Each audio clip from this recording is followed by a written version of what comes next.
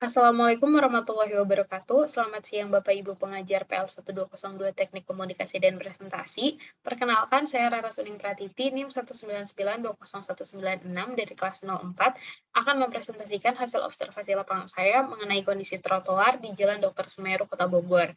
Langsung akan saya mulai dengan sejarah singkatnya, di mana Jalan Dr. Semeru ini merupakan sebuah akses jalan di Kota Bogor yang sudah ada sejak masa pendudukan Belanda yang dulu dikenal sebagai dengan nama Cilendek Way atau Jalan Cilendek. Nah, jalan ini itu memiliki ciri khas hingga saat ini dengan pepohonan berbadan besar seperti kenari yang tumbuh di kanan kiri jalannya. Hal ini dapat kita lihat juga di foto yang telah saya lampirkan dari Google Earth bahwa memang di sepanjang jalan ini masih ditumbuhi oleh pepohonan yang rindang di sampingnya. Nah, lokasi dari Jalan Dr. Semeru ini sendiri berada di Kecamatan Bogor Barat, Kota Bogor, Jawa Barat.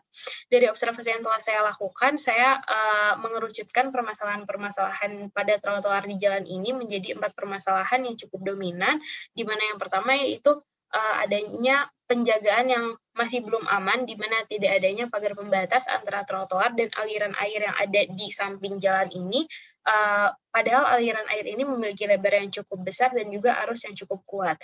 Nah, selain itu di sini lebar dari trotoarnya sendiri juga itu belum cukup lebar, sehingga menambah tingkat ketidakamanan dari trotoar ini sendiri. Lalu yang kedua, ada drainase yang terbuka, di mana tidak adanya penutup pada drainase-drainase yang ada di sepanjang trotoar di jalan ini, padahal drainase ini sendiri memiliki kedalaman yang cukup dalam, sehingga dapat cukup membahayakan bagi para pejalan kaki. Lalu yang selanjutnya yaitu adanya tenda pedagang yang terdapat di beberapa titik di trotoar pada jalan ini, di mana tenda ini memakan seluruh ruas trotoar yang tersedia dan dibiarkan di situ. Meskipun penjual ini sedang tidak berjualan ataupun ia sedang berjualan, tenda ini akan tetap berada di situ. Lalu yang terakhir yaitu beton yang pecah, di mana meskipun beberapa trotoar di jalan ini telah didukung dengan fasilitas untuk penyandang disabilitas, namun sayangnya masih terdapat banyak beton-beton pecah yang menambah ketidakamanan dari trotoar di jalan ini. Nah, semuanya itu berangkat dari dasar hukum yang saya ambil, yaitu Peraturan Daerah Kota Bogor Nomor 3 Tahun 2013 tentang penyelenggaraan lalu lintas dan angkutan jalan, pasal 20 ayat 1 yang menjelaskan bahwa fasilitas pejalan kaki terdiri atas 3 poin, di mana salah satu poinnya itu merupakan trotoar sendiri, dan pasal 131 ayat 1 Undang-Undang Lalu Lintas dan Angkutan Jalan yang menjelaskan bahwa fasilitas trotoar merupakan hak bagi pejalan kaki, bukan untuk orang pribadi, sehingga tidak dapat digunakan untuk orang secara pribadi untuk mereka berjualan dan sebagainya. Lalu yang terakhir yaitu pasal 25 ayat 1 huruf H Undang-Undang Lalu Lintas dan Angkutan Jalan yang menjelaskan bahwa setiap jalan yang digunakan untuk lalu lintas umum wajib dilengkapi dengan perlengkapan jalan, di mana di sini trotoar juga merupakan salah satu poin dari perlengkapan jalan itu sendiri. Nah, dari yang saya amati juga, sebenarnya jalan ini itu memiliki potensi yang cukup besar dalam dua hal, yaitu dapat menjadi kawasan untuk trek lari ataupun berolahraga, yang nyaman dengan dukungan pepohonan rindang di sampingnya, sehingga di sini dapat menyediakan kawasan trek lari atau olahraga bagi masyarakat Bogor yang sejuk dan nyaman.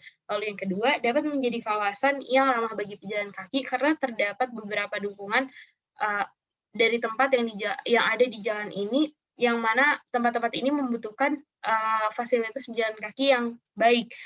Contohnya itu seperti sekolah dan juga rumah sakit.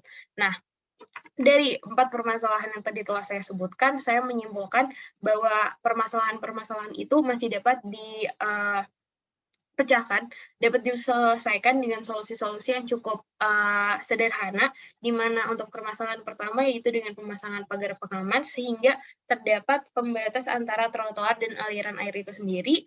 Lalu yang kedua dengan pemasangan penutup drainase sehingga selain memberikan keamanan dari kedalaman drainase sendiri itu, dengan pemasangan penutup drainase ini sendiri sebenarnya dapat memperlebar luas dari trotoar itu sendiri. Lalu yang ketiga, yaitu dengan penambahan kursi, di mana jika ada kursi-kursi di sepanjang trotoar ini, para pedagang itu tidak akan memiliki space yang cukup luas gitu untuk mereka berdagang di atas trotoar itu.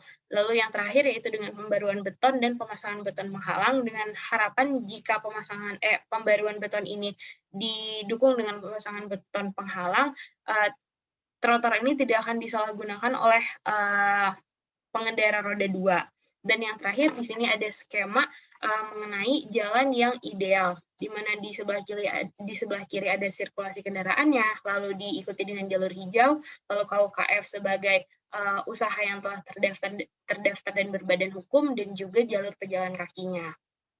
Kurang lebih itu yang dapat saya sampaikan. Terima kasih atas perhatiannya. Mohon maaf apabila terdapat kesalahan. Wassalamualaikum warahmatullahi wabarakatuh.